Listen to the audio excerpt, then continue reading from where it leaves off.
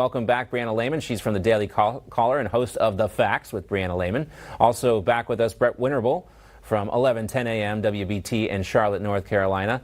And also with us today, former NCAA athlete who is running for Congress in New Hampshire, Karoline Leavitt. Great to have you all back with us. All right, so good thing the president is okay here. But Brett, some people say this is just a metaphor for President Biden's approval numbers, just falling all the time. It is, right? He falls off the bike. He has to get help getting up. And who's right there? The loving press surrounding him so that you can't get a clear look at what's really going on. The fact of the matter is he may have something planned after 2024 if the election doesn't work out for him. I can see him laying on the ground. I've fallen and I can't get up. Sorry, I had to do that. There were a lot of those. There were a lot of memes, too, so stay tuned for Friday because this might dominate our meme coverage here. Also, I think it's interesting. Everyone was turning right, apparently, there, but he kept going. Don't know what that was all about. And, Brianna, the funniest thing that I saw about this, again, we can laugh because everyone's okay here. No one got hurt except for President Biden's pride, is that the Associated Press felt compelled to fact-check a fake Atlantic story, which was also a meme that went around. The headline is this: the heroism of Biden's bike fall. I mean, if you saw this, you knew this was most likely fake. But it's not a story until it gets fact-checked. And I think this tells us a lot, too, about the Atlantic and the current state of the press, Brianna, that they felt the need to fact-check what was a meme. It was parody, and everybody could see it except for the AP. Yeah, the reason that this fake headline, and I had seen it and I was trying to find it and I couldn't, but the reason that it caught fire is because it's not so far-fetched to believe that, no pun intended, the media would take the fall for Biden as they've done for 2 years. And it speaks to the larger sentiment that so many Americans distrust the media and believe that they are getting biased media, that they believe that this was true. And it's sad to say that so much of the media would probably put out something like this. I mean, for 2 years, they've kind of coddled Biden, whereas 4 years ago, or 2 years ago, we had 4 years of Trump held a handrail and Trump's holding his glass of water with two hands. How dare he? So I think people come to expect that they're going to have two different reactions for President Trump and for President Biden when both are kind of questioning whether or not they could, simply ride a bike or hold a glass of water. Hey, Karoline, I found out about the fake Atlantic story based on the AP's fact-checking of the fake story. This is just one of those situations where the media bends itself in a pretzel trying to cover for President Biden. That's exactly right. And I saw this all too often when I was an assistant press secretary in President Trump's White House.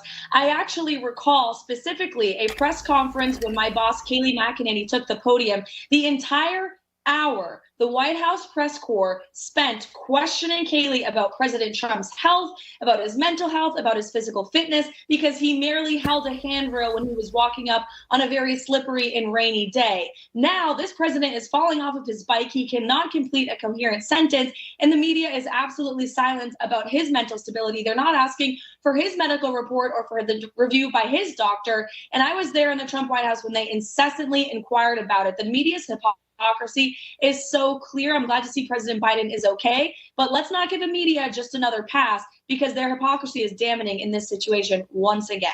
No, we will not give them a pass. And as you heard from Ambassador Pete Hoekstra, he let us know the setup was all wrong for Joe Biden. Whoever did this bike, set it up for him, did him no favors.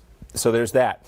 Let's talk a little bit more about the trouble with the media, the modern media we see, or the legacy media, I should say, in this story. I don't want to let this one go either. The USA Today has removed 23 of its stories from its website and its platform after an audit revealed they reported Gabriela Miranda fabricated her sources. USA Today says they removed her articles for not meeting their editorial standards, and they say Miranda has resided as a reporter for both USA Today and USA Today Network. 23.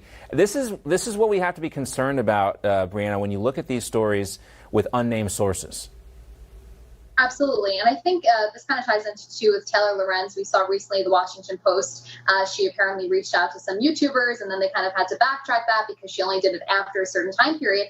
And I think for both organizations, both USA Today and the Washington Post, they seem like they want to kind of restore this journalistic integrity that they have been lacking for so long. And again, it signals concern to Americans. What have you been consuming for years, probably for even a decade, from these liberal outlets that we now know maybe didn't have the best journalistic practices? Maybe the stuff that we were reading wasn't 100% true. And it's concerning because, again, journalists should be unbiased. They should be seeking the truth. And in so many cases now, they were making up their own truth.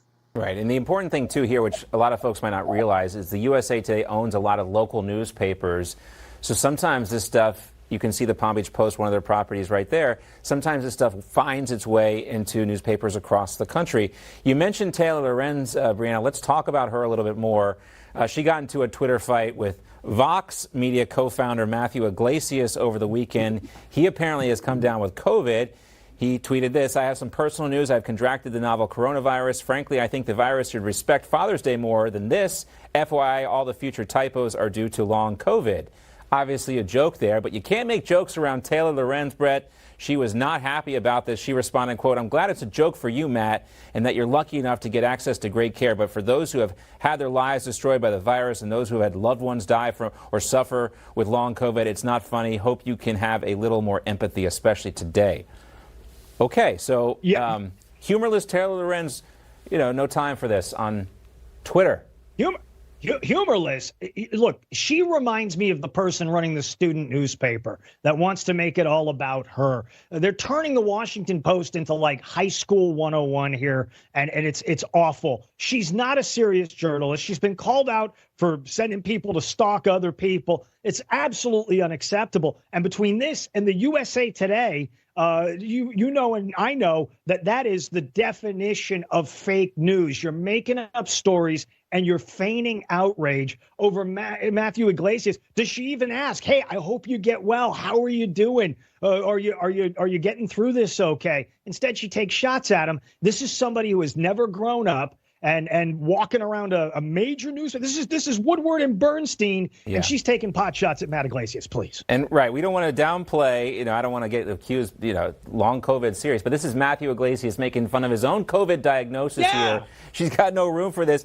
And to what Brianna was saying earlier, Karoline, the New York Times is reporting Taylor Lorenz's old employer that she's been removed from the features staff to the technology team, according to the three people. She denies this, but also, they've been asked to review her publications or the articles that she wrote. Two of the people said there. So some trouble for Miss Lorenz on some of the accuracy issues she's been dealing with.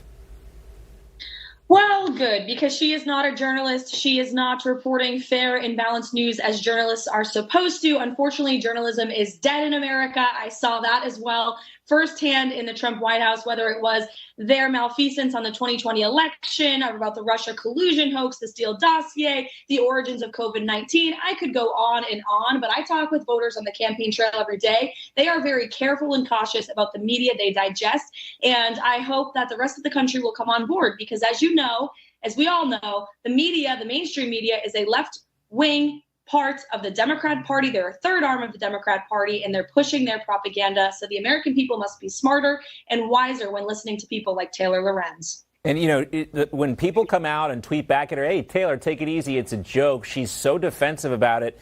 She also has this army of K-pop fans, not really K-pop fans, but they're like K-pop fans because if you criticize her, they attack you. How dare you criticize Taylor Lorenz? She's a Washington Post journalist, a public figure who's gotten some stuff wrong in the past, who's doxed people, including libs of TikTok. Of course, there's going to be some criticism of her, but she doesn't like it, and she doesn't like jokes, apparently, either. We know you guys do like jokes sometimes, when it's appropriate, of course. Great discussion today, Brianna, Brett, and Karoline. Again, thank you all for being with us today.